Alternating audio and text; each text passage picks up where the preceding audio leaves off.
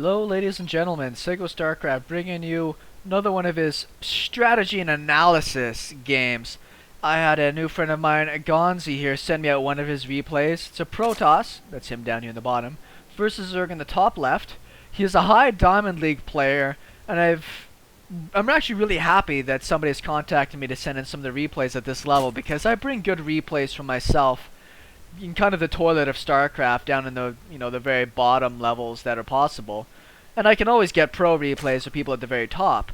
But this kind of level that's super good but just below the level of what I consider professional is something that's more interesting to me. So it's not master grandmaster, but it's what the hell is this guy doing?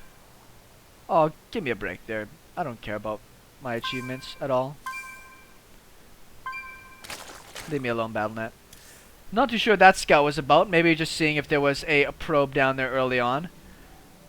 Looks like we're going to have a fast expand here out of Gonzy.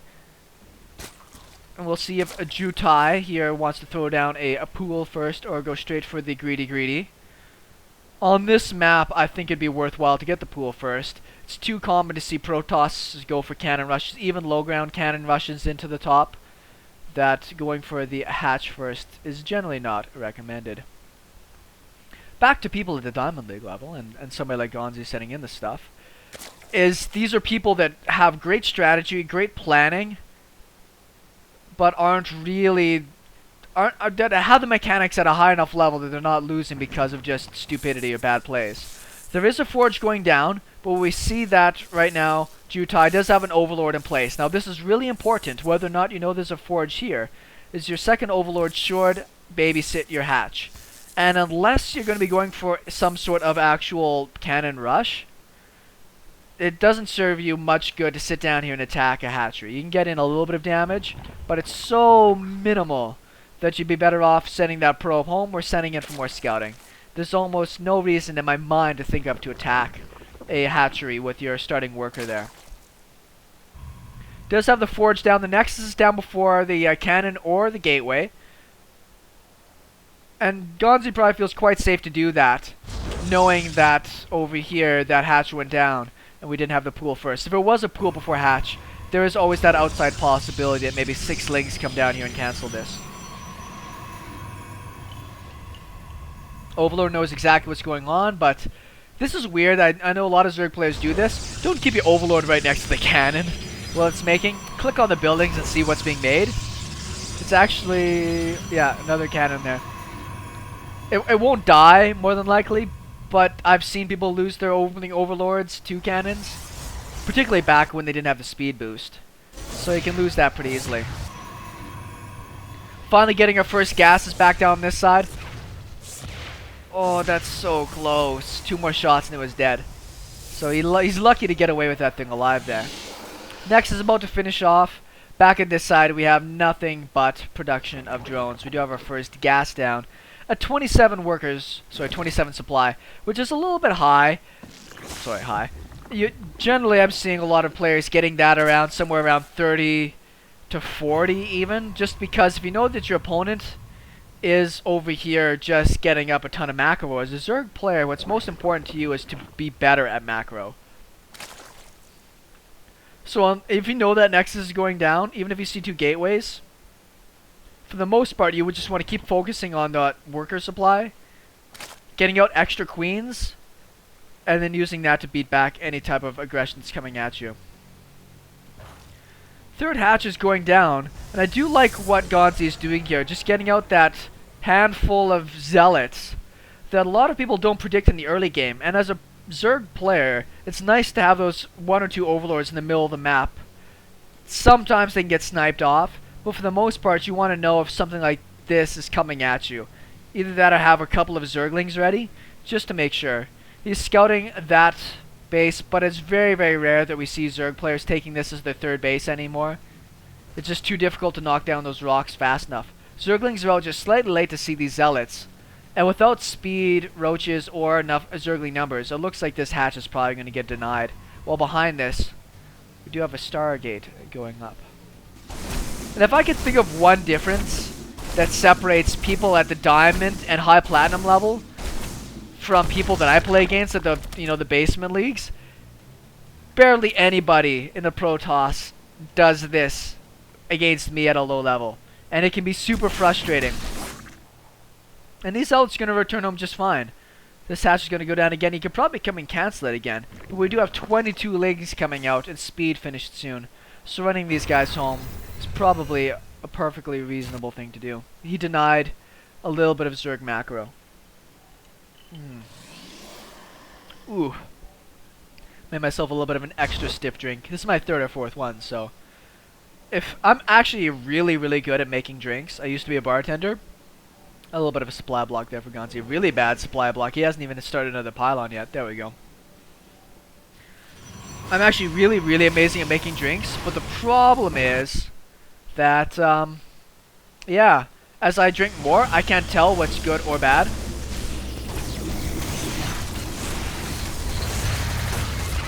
Ooh, a little bit of glitch there. +1 finishing up. If you're going for an early push, +1 is super important, but doing this is going to give Gonzy a little bit of a leg up here in the upgrades. We see a really super defensive play here out of the Zerg player. I'm going to pause it for a second. We're at the 8.5 minute mark. Right now, a few things generally happen at a ZVP at this level.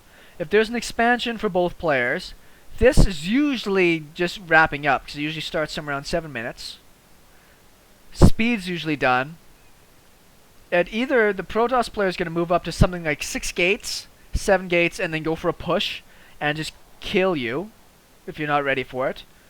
Or he's going to continue to macro and move on to a third base. And if he gets to that third base, you're in for a long game. As the Zerg player, right now, he really doesn't have a good idea of what's going on. He did see the starport popping up, which should give him a little bit of feelings of freedom there, that it's not going to be some sort of 6 gate. But information is your best asset right now, and as the Zerg player, with no map vision, there's nothing over here, I don't think he really knows right now whether or not anything's coming at him. And he has this huge stack of zerglings that are doing nothing for him, other than eating up what could have been drones. As a Protoss player, you're feeling just fine. You go and you cancel that base, you have a Phoenix around to scout, to see the timings of different things. And you're already moving up to a third base. Small army, but enough to keep you alive. Is that Nexus rallied out into the middle of nowhere? No, he switched it. Okay, that's good. Waiting for a few more Phoenixes to show up. Phoenixes are awesome. They tank enough that they should be able to get through a base without taking that much damage. Creep spread's a little bit delayed, but at least he's on his way there. Picks off Ann Worker. There is a spore in this base, which is good. But he does see the timings of a lot of things here. Sees the creep spread. Sees there's no saturation at the third base, so he probably feels fine for a while. There's only a couple of Phoenixes here. You'll have to pick it up one more time in order to take it out. And he will. He's going to be out of energy, though, before I think he can kill off another queen.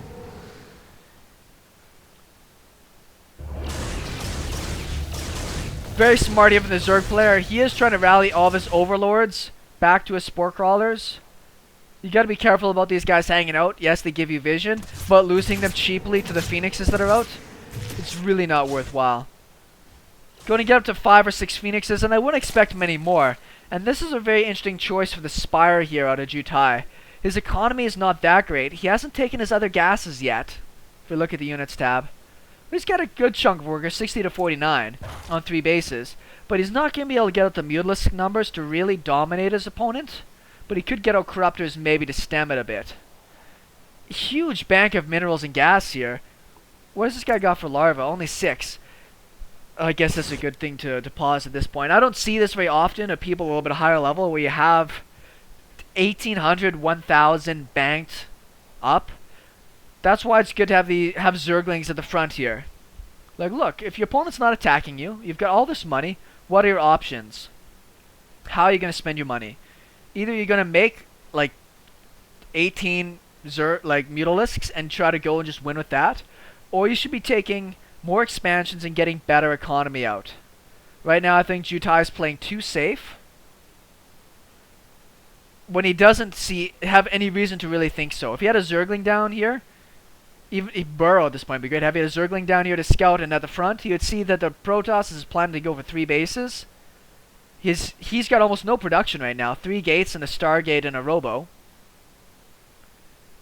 At this point, it's better for him to just macro up like a beast. Get up to 80 or 90 drones, 4 bases, creep spread, and then build whatever the specific counter will be. And I don't think Spire is going to be that.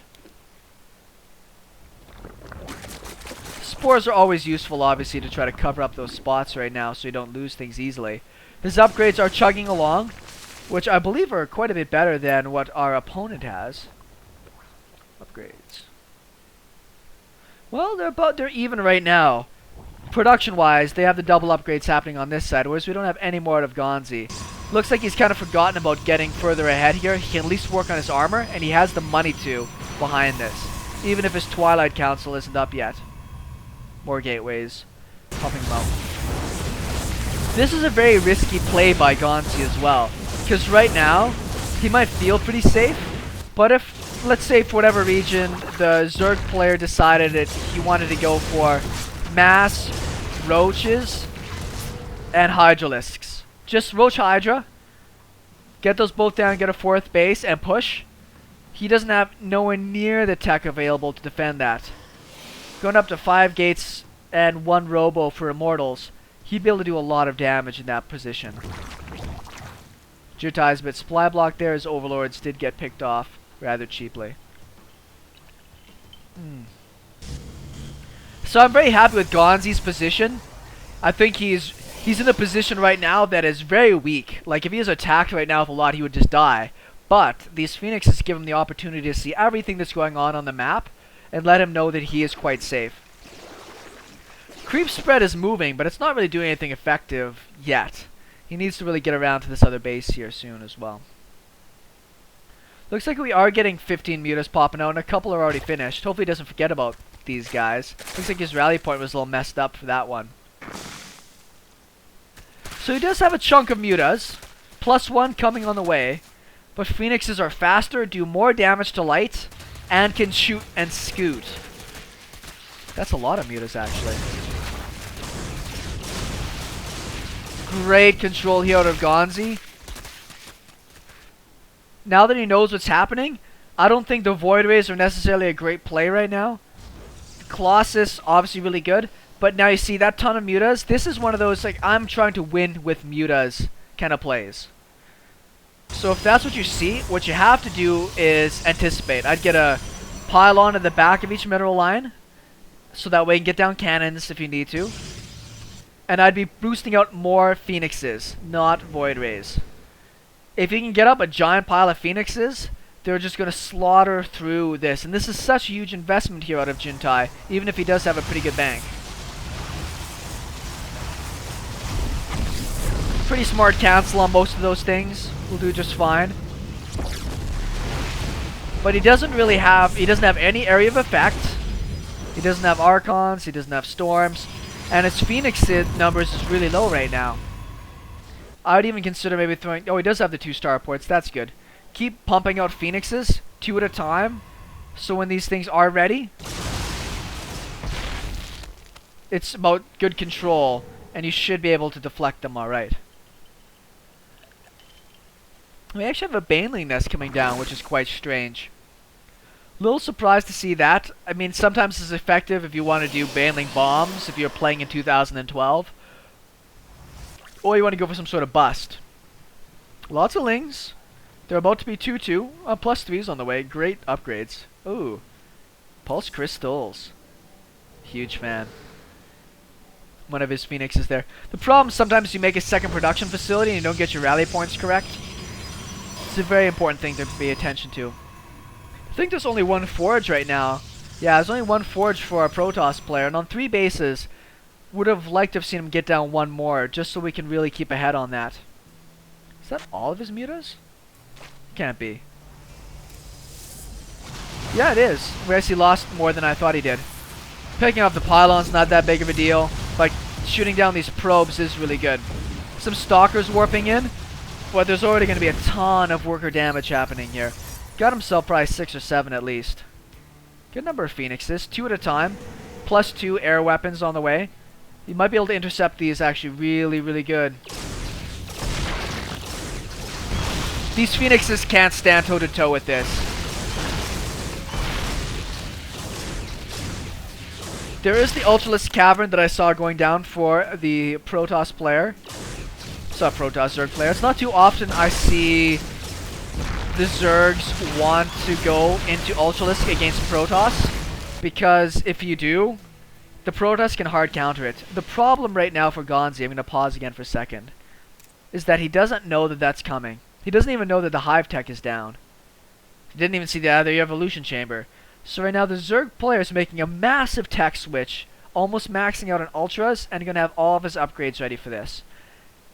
And when we look at the units, right now you want Immortals and you want Archons. We have one Immortal and not even a Templar Archives yet. So Gonzy, he needs to be using these Phoenixes, now that he's killed off all the Mutalisks, to go and scout the map again. He needs to see this is coming, because he can get caught totally off guard, and Colossus are not the answer. They don't splash enough damage hard enough to kill off any type of Ultralisk play. I don't know what the point of all these Zerglings are. I don't think that they're necessarily worthwhile against the composition that is happening. If you did see the Colossus, you'd probably know that that would just get mowed through.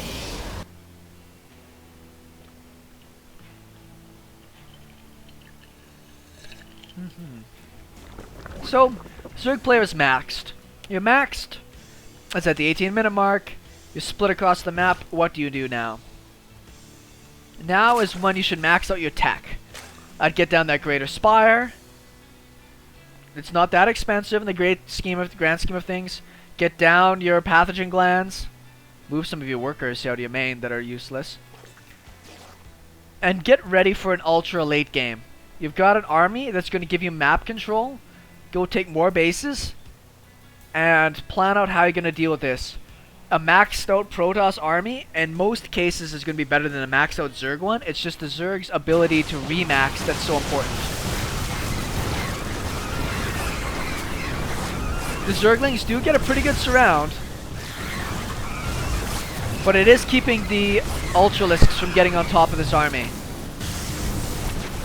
+3 is about to finish up. Chitinous is done, but +3 ground armor isn't yet.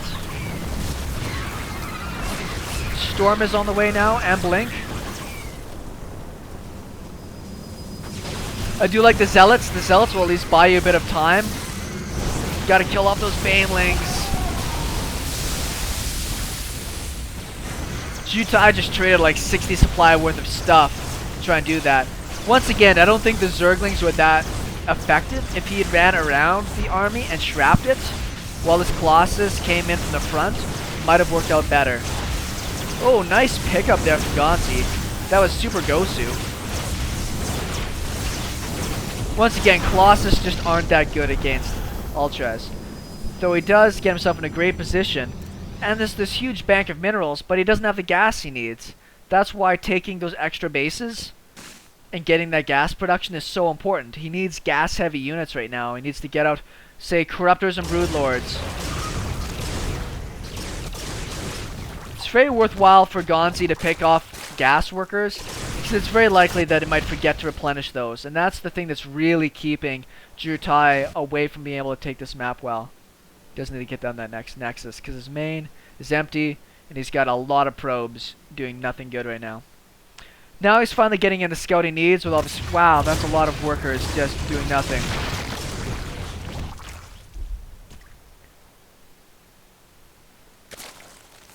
Does have some Corruptors hidden back here. We might be able to do a little bit better against those Phoenixes, but the Phoenixes are dead weight against something like, you know, the Ultralisks popping out here. It just doesn't really have the gas to be able to deal with it.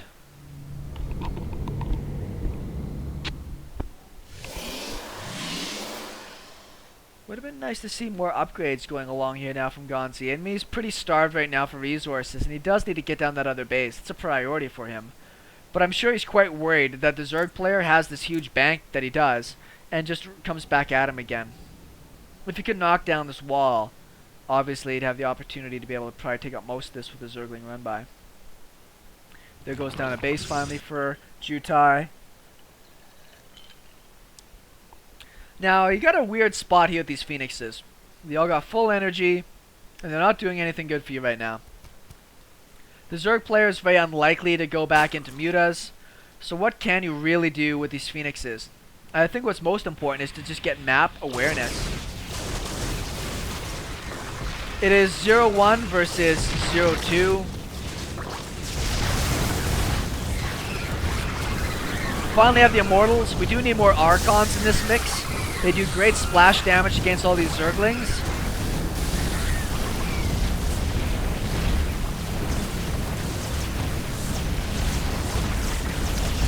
Pretty good job out of these Void Rays here. They are cleaning through things pretty quick. Ah, man. JuhTai's in such a bad spot right now. That was not a very good trade. And rightfully so. Gonzy's on a bit of a counterattack right now. It's very smart for him. Gonna try to do a bit of a Zergling run by.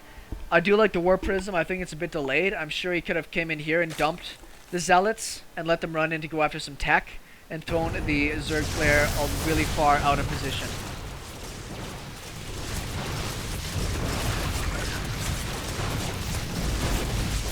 Phoenixes aren't in a great spot, getting picked away by some of these spores.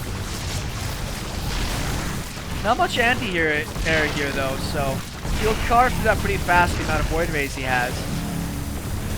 Looks like he's just going to focus down that hatchery. It should be down in a matter of seconds. Oh, that Immortal got smoked. 12 Corruptors on the way. Should be able to clean these up. He should run these guys away or they're going to die very soon.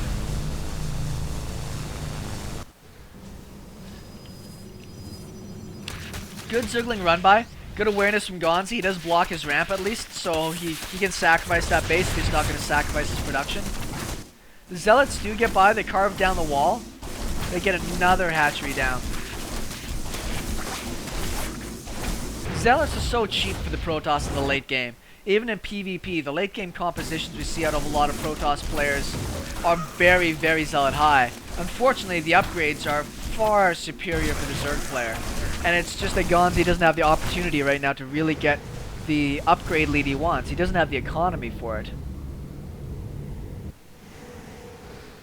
I think it'd be more worthwhile for him to stay at home and build up a fourth base. Once that fourth base is secure, it'll probably be easier for him. Moving out with this army, if he gets it crushed for whatever reason, it's going to be very difficult for him to try to get his economy ahead. And he's down. This base is going to be gone here in a minute. This space has still got a couple minutes left. This one's done. Lots of idle workers here. So I don't know. This is a pretty meager Protoss army. I think it'd be more worthwhile for him to come home. He does have some High Templars in here with Storm though. Or Archons. That also works. Perhaps he'll be able to close this out. But I'm not going to say it's all-in-ish. But without that fourth base going down, if he lost this battle, it would just normalize again, and he'd lose the great advantage he had.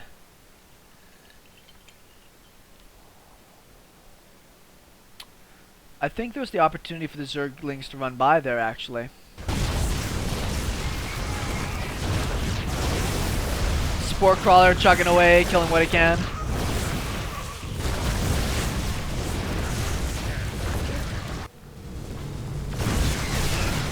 Those Zerglings on a bit of a bad rally. The position drastically favors the Protoss. Eat crap. Oh, man. He doesn't have to worry about carrying these Corruptors. If they kill everything else, who cares? Oh, man. You got worked, buddy. That game's done. 14 supply, you're done. There he goes.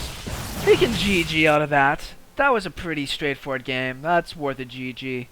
Anyways, interesting game there by Gonzy and JuhTai. A couple of the biggest things I saw their problems. One, scouting by the Protoss player to see the Ultralisk switch. And two, for the Zerg player, he just didn't play big enough. If your Protoss is going to sit back and build up a huge army, take the map. Move your creep. And get up all other things you need to be unstoppable. Maybe even something like a Swarmos transition. Maybe. That's a little bold. But I think that would have helped better. And if we look at the Protoss, he didn't even finish up his upgrades. Plus 3 isn't even done yet, and we're at the 28-minute mark. So this really epitomizes the difference between like me at the crap levels and somebody at the pro levels. Is you're just somewhere in the middle. You play great, but there's just things that add polish, that make it just a little bit tighter. Still, a great game from Gonzy, and I appreciate him sending in this replay. If anybody else has replays they're interested in and me casting, get in touch with me, send me a message, and I'll give you a contact place for you to be able to send in more replays to me. Thank you very much, and we will talk with you guys later.